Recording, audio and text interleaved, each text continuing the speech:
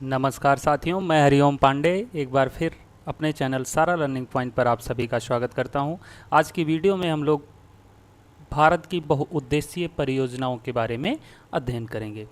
तो बात करते हैं, अगर भारत में बहुउद्देशीय परियोजनाओं की आवश्यकता की तो सिंचाई की सुविधा व जल विद्युत उत्पादन के लिए, अर्थात जब हम स्वतंत्र नहीं थे, स्वतंत्रता के पहले हमारे यहाँ सिंचाई की काफ़ी असुविधा थी और हम जल विद्युत उत्पादन में कोई सक्रिय भूमिका नहीं निभा पा रहे थे, अर्थात हमारी स्थिति दयनीय थी। तो अपनी स्थितियों में सुधार लाने के लिए, चूंकि भारत एक कृषि प्रधान देश था और कृषि के लिए सिंचाई की अत्यंत आवश्यकता होती है, और उसी को ध्यान में रखते हुए यूएसए की टेनेसी रिवर वैली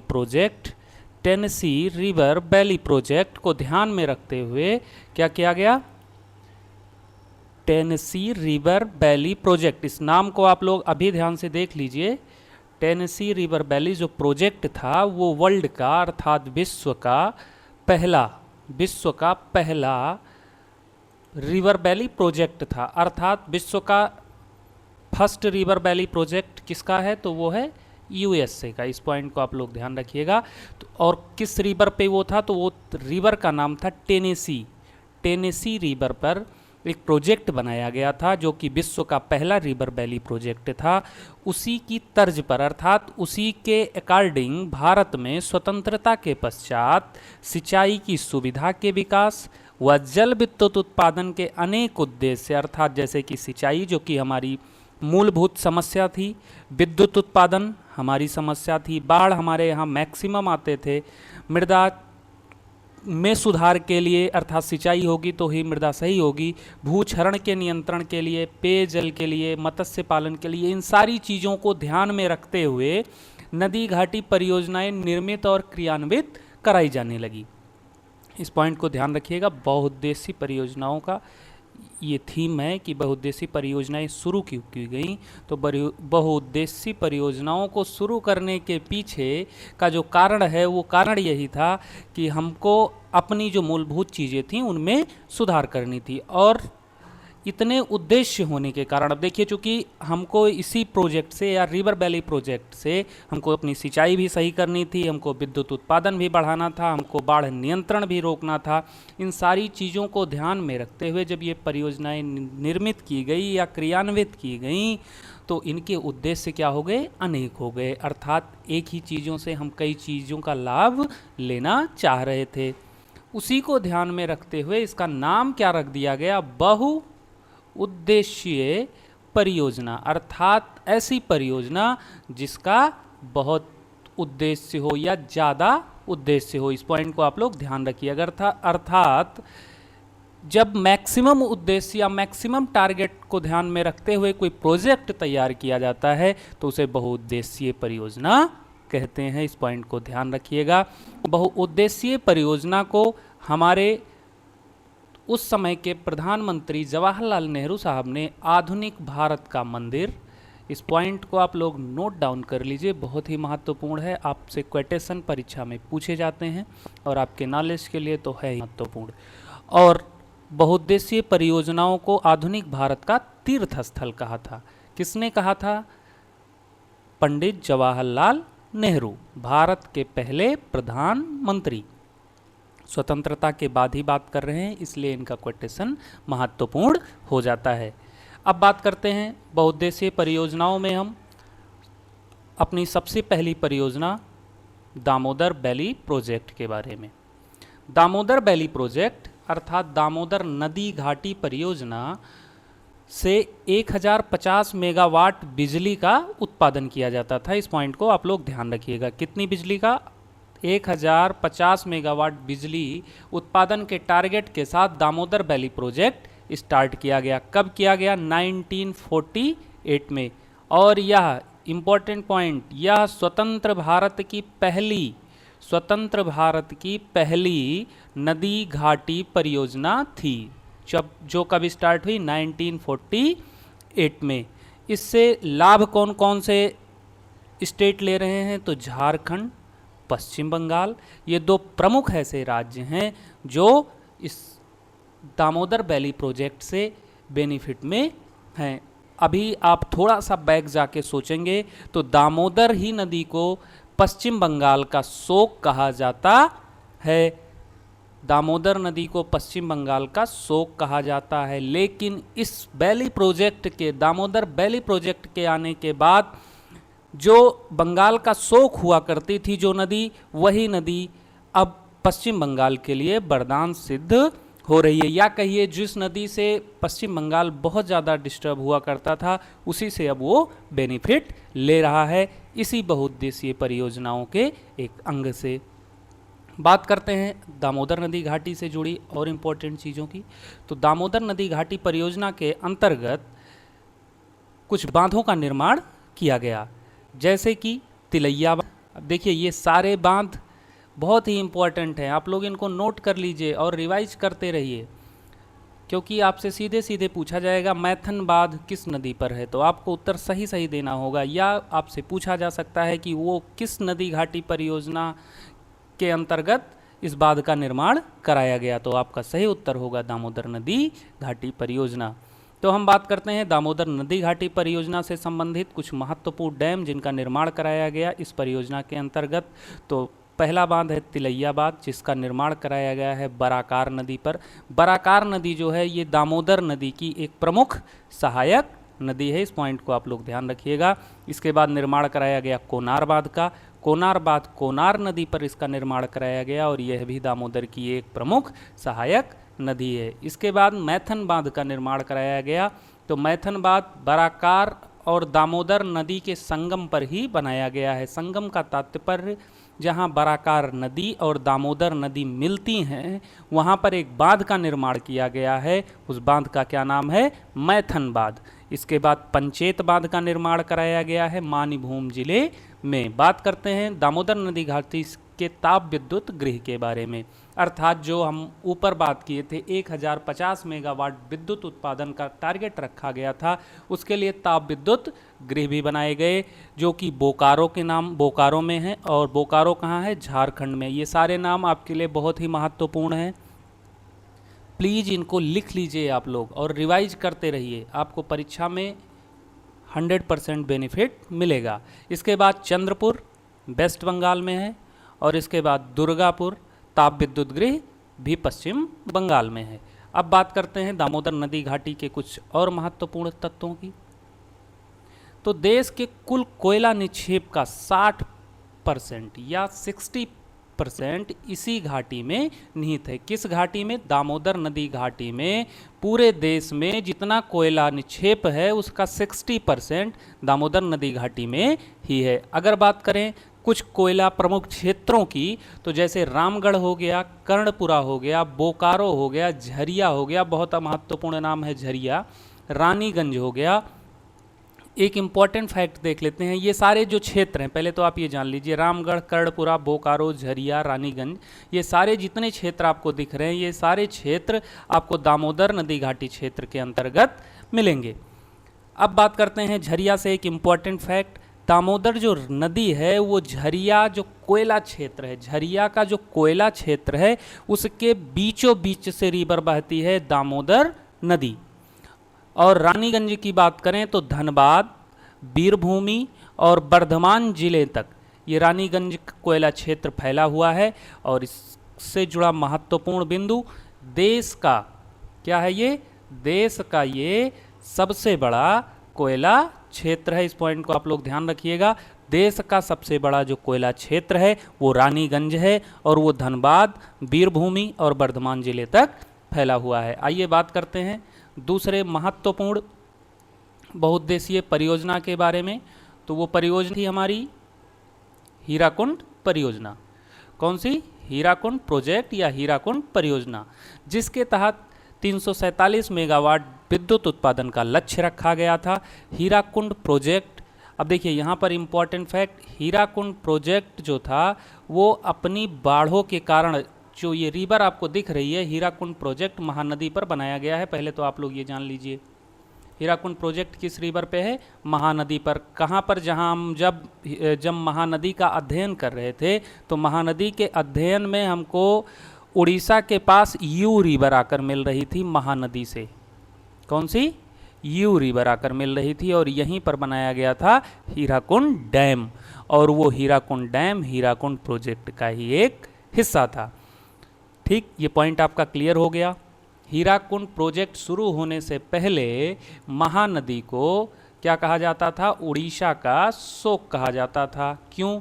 क्योंकि इसी नदी के द्वारा उड़ीसा में सबसे ज़्यादा बाढ़ आते थे और हीराकुंड प्रोजेक्ट के आने से बाढ़ों का नियंत्रण हो गया। आप देखिए हम एक प्रोजेक्ट से कितनी चीज़ों का लाभ ले रहे हैं।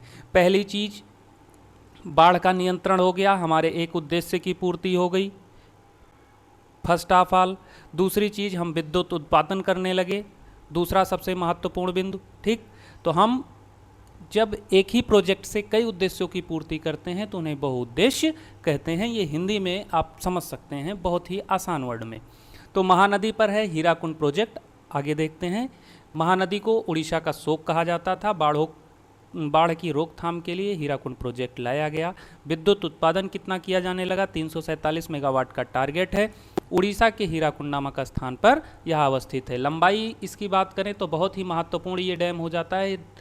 हीराकुंड डैम जो है वो 4800 मीटर लंबा है और 61 मीटर ऊंचा है, अर्थात 4800 मीटर इसकी लेंथ है और 61 मीटर इसकी हाइट है। और ये इम्पोर्टेंट क्यों हो जाता है? क्योंकि ये भारत का सबसे लंबा बांध है। इस पॉइंट को आप लोग अभी तुरंत नोट डाउन करिए। भारत का सबसे लंबा बांध कौन सा है? हीराकुंड बांध। ठीक, पॉइंट क्लियर हो गया। आगे देखते हैं। इस बांध की सुरक्षा के लिए जो हीराकुंड डैम है, इसकी सेफ्टी के लिए बाईं तरफ, किस तरफ? लेफ्ट साइड में 10 किलोमीटर और राइट साइड में 11 किलोमीटर लंबे मिट्टी के बांध बनाए गए हैं सपोर्ट के लिए। ठीक, हीराकुंड के सपोर्ट के लिए आप नीचे देखिए, हीराकुंड के सपोर्ट के लिए टिकरपाड़ा और बैराज नाम के दो मिट्टी के बांध बनाए गए हैं, जिसकी एक की लंबाई 10 किलोमीटर और 11 किलोमीटर है और हीराकुंड की लंबाई 4.8 किलोमीटर है। अगर इन तीनों को ऐड कर दिया जाए, अर्थात ये मान लिया जाए कि ये अब देखिए यहाँ पर 3 बांध आपको दिख रहे हैं, लेकिन ये हीराकुंड प्रोजेक्ट का एक हिस्सा थे। अगर ये तीनों हीराकुंड डैम मानते हैं हम लोग, हम नाम भी देते हैं कि हीराकुंड डैम भारत का सबसे लंबा बांध है, ठीक है, 4800 मीटर है। लेकिन अगर हम टिकरपाड़ा, हीराकुंड और बैराज को जोड़ दें तो इसकी लंबाई हो जाती है 25.8 किलोमीटर और ये विश्व का सबसे लंबा बांध हो जाता है। इस पॉइंट को भी आप लोग नोट डाउन कर लीजिए तुरंत, बहुत ही महत्वपूर्ण पॉइंट है। आइए देखते हैं इससे जुड़े कुछ और इम्पोर्टेंट फैक्ट। अगर हम बात करें कि हीराकुंड जो है ये किस रिवर पे है, तो आप लोग तुरंत सही जवाब दीजिएगा, महानदी पर। अगर पूछता है हीराकुंड डैम किन दो नदियों के संगम पर है, तो हीराकुंड और उसकी सहायक नदी यू के संगम पर है। ठीक, इतनी चीज़ें आपकी क्लियर हो गई आई थिंक। आगे हम लोग पढ़ते हैं अपने अगले बांध को। हमारा अगला प्रोजेक्ट था या अगली परियोजना थी भाखड़ा नांगल बांध परियोजना, जिसके द्वारा हमारा टारगेट क्या था? 3 to 5 मेगावाट, अर्थात 325 मेगावाट बिजली उत्पादन का टारगेट रखा गया था भाखड़ा नांगल प्रोजेक्ट के बारे में। अब सबसे पहले हम जान लेते हैं भाखड़ा नांगल प्रोजेक्ट या भाखड़ा नांगल डैम है कहाँ पे। तो भाखड़ा नांगल डैम आपको याद होगा, जब हम पढ़ रहे थे इंडस रिवर सिस्टम, तो वहाँ पर जहाँ सतलज और ब्यास का संगम हुआ था पंजाब के कपूरथला में जहाँ भाखड़ा नांगल बांध हम लोगों ने पढ़ा था, वो सतलज और ब्यास का संगम था। सतलज रिवर जा रही थी, ब्यास आकर मिल रही थी पंजाब के कपूरथला में और यहीं पर क्या बनाया गया था? भाखड़ा नांगल डैम। और यहीं से एक नहर निकाली गई थी जिसका क्या नाम था? इंदिरा गांधी नहर। इस पॉइंट को भी आप लोग रिवाइज करते रहिए। ठीक, तो हिमाचल प्रदेश, अब देखिए हिमाचल प्रदेश व पंजाब, क्यों ये दिया गया? अभी हमने कहा कि पंजाब के कपूरथला में बनाया गया, अब हम क्यों कह रहे हैं हिमाचल प्रदेश व पंजाब में सतलज रिवर पर इसको निर्मित किया गया है? इसके पीछे थोड़ी सी स्टोरी है, आप देख लीजिए। ये भाखड़ा नांगल जो प्रोजेक्ट था, ये एक्चुअल में 2 डैम हैं। ठीक, जैसे अभी हमने टिकरपाड़ा और हीराकुंड और बैराज को मिलाया, उसी तरह से भाखड़ा डैम एक डैम है और नांगल डैम एक डैम है। ठीक, तो एक्चुअल जो लोकेशन है कपूरथला की वो हिमाचल प्रदेश और पंजाब का बॉर्डर है, इसलिए जो भाखड़ा डैम है उसका निर्माण जो है वो कहाँ है, हिमाचल प्रदेश में। और पंजाब में कौन सा डैम है, तो नांगल डैम आते हैं। लेकिन हम संयुक्त रूप से इन डैम को देखते हैं और ये दोनों डैम संयुक्त रूप से इंडिया के दूसरे सबसे ऊंचे डैम हैं। इस पॉइंट को भी आप लोग तुरंत नोट डाउन करिए। अब देखिए हम क्या कितना कितना हमारा क्लियर हो चुका डैम को लेके। भारत का सबसे लंबा डैम हीराकुंड डैम हमने देख लिया, लंबाई कितनी थी 4.8 किलोमीटर या 4800 मीटर। ठीक, अब हम बात कर रहे हैं भाखड़ा नांगल डैम की। तो भाखड़ा नांगल डैम या भाखड़ा नांगल बांध जो है वो भारत का दूसरा सबसे ऊंचा बांध है, जिसकी ऊंचाई कितनी है 225.55 मीटर। ठीक, ये पॉइंट आपका क्लियर हुआ। अब बात कर लेते हैं भारत के सबसे ऊंचे डैम के बारे में। तो इंडिया का जो सबसे ऊंचा डैम है वो है टिहरी डैम। ठीक, इस पॉइंट को आप लोग नोट डाउन करिए। देखिए आपसे सीधे सीधे पेपर में पूछा जाता है और आप कंफ्यूज होकर इसको गलत कराते हैं, इसलिए इन सब पॉइंटों को आप क्लियर करके बाकायदे समझ के रिवाइज करके तैयार करके हमेशा तैयार रहिए, क्योंकि ये ऐसे प्रश्न हैं जो कि आपको लगता है कि आपको आता है लेकिन पेपर में आपसे गलती लंबे और ऊंचे में हो जाती है। इसलिए आप ये ध्यान रखिएगा, जो सबसे लंबा है उसकी लंबाई जो है लंबाई है हीराकुंड की 4.8। ठीक, सबसे ऊंचा जो है, अब ये हाइट वाला हो गया, आप ऐसे इमेज से याद रखिए, ज़्यादा आसान होगा। जो सबसे ज़्यादा हाइट है वो है 261 मीटर और वो क्या कौन सा है, टिहरी डैम, ये Hirakud. Bhakra Nangal second highest dam of India है, इस पॉइंट को भी ध्यान रखिएगा। अब जहाँ पर डैम बनाया जाता है वहाँ पर जल संग्राहक क्षेत्र भी स्थापित हो जाता है। इस पॉइंट को आप लोग ऐसे समझिए, बाई फिगर समझते हैं हम। मान लीजिए कोई रिवर आ रही है, ये रिवर है, मान लीजिए सतलज रिवर थी। ठीक, अब यहाँ पर बनाया गया एक डैम। अब इस डैम की लंबाई इतनी तो हम रखेंगे ही, क्योंकि हमको वाटर रोकना है। ठीक, मान लीजिए ये डैम हो गया, ये मान लीजिए आपका एक भाखड़ा नांगल डैम हो गया। इस पॉइंट को देखिए। अब यहाँ पर जो ये क्षेत्र, अब नदी यहाँ रुकी तो किधर फैलेगी, इधर ही ना, इधर फैलेगी। तो ये यहाँ एक क्षेत्र स्थापित हो जाता है, ये क्षेत्र, इसी को हम क्या कहते हैं, जल संग्राहक क्षेत्र। तो भाखड़ा नांगल के पीछे जो क्षेत्र स्थापित है उसको हम किस नाम से जानते हैं, गोविंद सागर झील। अब यहाँ एक पॉइंट ध्यान रखिएगा, ये इसका नाम है गोविंद सागर झील। भाखड़ा नांगल के जो पीछे क्षेत्र या जो जल संग्राहक क्षेत्र बनता है उसका नाम है गोविंद सागर झील, जिसमें वाटर कितनी क्षमता है, 9 अरब 34 करोड़ क्यूसेक लीटर जल संग्रहण करने की उस झील में क्षमता है, जिसका नाम है गोविंद सागर झील। यहाँ भी हमने देखा कि जो सबसे ऊंचा बांध टिहरी डैम, इसके भी पीछे एक जल संग्रहण क्षेत्र बनता है जिसका भी नाम गोविंद से ही रिलेट करता है। और उस सागर का क्या नाम या उस झील का क्या नाम है, तो गोविंद बल्लभ पंत सागर उसका नाम दिया गया है। आप सभी जानते हैं गोविंद बल्लभ पंत उत्तर प्रदेश के पहले मुख्यमंत्री थे और उन्हीं के नाम पर इस सागर का नाम रखा गया है, जो कि टिहरी डैम का जल संग्रहक क्षेत्र है। आई थिंक आपको ये पॉइंट क्लियर हो गया होगा, आप लोग गलती नहीं करेंगे। गोविंद सागर झील भाखड़ा नांगल बांध की जल संग्राहक है और गोविंद बल्लभ पंत सागर टिहरी डैम का जल संग्राहक है। फर्स्ट पे टिहरी डैम है, सेकंड पे भाखड़ा नांगल है, और दोनों के संग्रहण क्षेत्र में जो संग्रहण क्षेत्र का एरिया है उसका नाम गोविंद से ही शुरू होता है। टिहरी के पीछे जो है गोविंद बल्लभ पंत सागर और भाखड़ा नांगल के पीछे जो है उसका क्या नाम है, गोविंद सागर झील। आई थिंक आपको क्लियर जरूर हुआ होगा ये पॉइंट। और ये देश का तीसरा सबसे बड़ा संग्राहक क्षेत्र है, इस पॉइंट को आप लोग ध्यान रखिएगा। अगर संग्राहक क्षेत्र की बात करें तो जो गोविंद सागर झील है ये देश की तीसरी सबसे बड़ी संग्राहक क्षेत्र वाली झील है। तो फर्स्ट पे कौन सा है सर, अब आप ही देख लीजिए फर्स्ट पे कौन सा है। फर्स्ट पे इंदिरा सागर, फर्स्ट पे कौन सा है, इंदिरा सागर है, जो कि एमपी में है।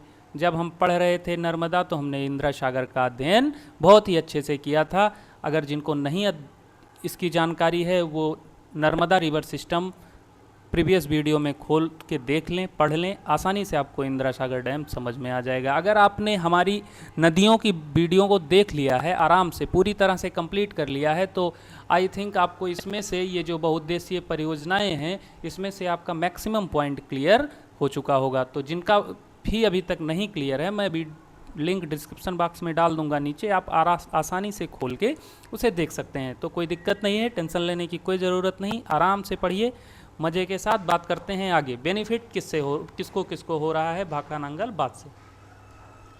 अगर बात करें हम बेनिफिट की, तो हिमाचल प्रदेश, चूँकि भाखड़ा जो बांध है वो हिमाचल प्रदेश में ही है, तो आई 100% बेनिफिट हिमाचल प्रदेश को होगा। दूसरा पंजाब नांगल बांध है, हरियाणा इसी से सटा है, राजस्थान। अब देखिए राजस्थान को कैसे हो रहा है, इस पॉइंट को आप लोग समझ लीजिए, बहुत ही महत्वपूर्ण पॉइंट आ गया और तुरंत ध्यान आया है, आप लोग समझ लीजिए। राजस्थान को भाखड़ा नांगल बांध से कैसे फ़ायदा हो रहा है, यहीं से निकाली गई कौन सी नहर, इंदिरा नहर। कौन सी, इंदिरा नहर, जो कि स्पेशली अभी आई थिंक जब हम लोग पढ़ रहे थे किसी वीडियो में हमारे जिक्र आया था, जो लोग हमारे कंटिन्यू व्यूअर हैं वो इनको ये पता है, अभी हमने बात की थी गंगा नगर की, जो कि कहाँ है, पश्चिमी, जो कि पश्चिमी उत्तरी पश्चिमी राजस्थान में है, जो कि अत्यंत सूखाग्रस्त क्षेत्र हुआ करता था। और वहीं हरित क्रांति में सबसे ज़्यादा गेहूं का उत्पादन हुआ था राजस्थान में, इस पॉइंट को आप लोग समझिएगा। तो ये क्यों हो पाया, क्योंकि इंदिरा नहर उसी जगह से निकाली गई है जहाँ से घग्गर नदी आकर प्रवेश करती है, शिमला से निकलकर और अरब सागर में जाकर मरुस्थल में जाकर भटनेर के पास मिल जाती है। अभी हमने पॉइंट क्लियर ही किया था। तो राजस्थान को बेनिफिट कैसे हुआ, भाखड़ा नांगल बांध बन जाने से क्या होता है। अब देखिए नहर बनी कैसे, रिवर आई सतलज, ठीक, सतलज रिवर मान लीजिए इधर से आती है इस तरफ से, ठीक, ये बना डैम, ठीक, आपका भाखड़ा नांगल डैम हो गया। ये बना आपका क्षेत्र, जल संग्रहण क्षेत्र। अब ये जो जल संग्रहण हो गया, इसी जल संग्रहण क्षेत्र से इंदिरा नहर निकाली गई है, जो कि राजस्थान के सूखे को ख़त्म करने के लिए बनाई गई है, ठीक। तो इस तरह से राजस्थान को फ़ायदा होता है, दिल्ली को भी इस रिवर से, इस डैम से फ़ायदा है। अगर बात करें इस डैम के पर्टिकुलर कुछ विशेषताओं की, तो ये बहुत ही इम्पॉर्टेंट पॉइंट है, ये कंक्रीट ग्रेविटी डैम है, इस पॉइंट को ध्यान रखिएगा। इसे कहीं कहीं आपको मिलेगा कंक्रीट गुरुत्वीय बांध, ठीक, तो इसी को इंग्लिश में कंक्रीट ग्रेविटी डैम बोलते हैं। और आपसे ये सीधे सीधे पूछ लिया जाता है कि भाखड़ा नांगल बांध किस प्रकार का बांध है, तो कंक्रीट ग्रेविटी डैम है, इस पॉइंट को ध्यान रखिएगा। बांध दो तरह के होते हैं, सामान्य या ग्रेविटी डैम, जैसे कि आप देख रहे हैं ये है भाखड़ा नांगल का शेप, ठीक। तो ये कैसा बांध है, सामान्य बांध भी ऐसे ही होते हैं और ग्रेविटी बांध भी ऐसे होते हैं, लेकिन कुछ बांध जो हैं वो चापाकार बांध भी होते हैं, ठीक। चापाकार का मतलब ये आकृति, ये जो देख रहे हैं, मान लीजिए रिवर आ रही है, अब ये चाप के आकार का डैम बना दिया गया, ठीक है। तो इस तरह का उदाहरण अगर आप देखना चाहें, अगर यह बांध आप देखना चाहें, तो इडुक्की बांध जो है, इडुक्की बांध, ये किस प्रकार का बांध है, चापाकार बांध है। और ग्रेविटी डैम की बात करें तो भाखड़ा नांगल बांध ग्रेविटी डैम है। पंडित नेहरू ने इसे भी कुछ कहा है, अभी आपने देखा बहुउद्देशीय परियोजनाओं को पंडित नेहरू ने कहा था कुछ, तो भाखड़ा नांगल बांध परियोजना को उभरते भारत का नया मंदिर किसने कहा था, पंडित जवाहरलाल नेहरू ने। इसकी शुरुआत या इसकी नींव कब पड़ी, तो इसकी नींव पड़ी 17 नवंबर 1955 में, इस पॉइंट को भी आप लोग देख लीजिए। 17 नवंबर 1955 में इसकी नींव पड़ी, 1963 में ये बन के कंप्लीट हुआ। तो आई थिंक आपको आज के जितने भी हमने परियोजनाएं पढ़ी, चाहे वो दामोदर घाटी परियोजना हो या भाखड़ा नांगल बांध परियोजना हो या हीराकुंड परियोजना हो, इन तीनों परियोजनाओं को आज हमने देखा। अगली वीडियो में हम कोशिश करेंगे कि मैक्सिमम परियोजनाओं को हम कवर कर सकें। पर आप लोग एक काम जरूर करिएगा कि ये जो हमने सबसे ऊंचे, दूसरे ऊंचे या सबसे लंबे या सबसे बड़े जल संग्रहण की बात की, इसको आप लोग पॉइंट नोट कर लीजिए, सारे पॉइंट इंपॉर्टेंट हैं। मिलते हैं अगली वीडियो में कुछ और नई जानकारियों के साथ, तब तक के लिए पढ़ते रहिए। जय हिंद, जय भारत।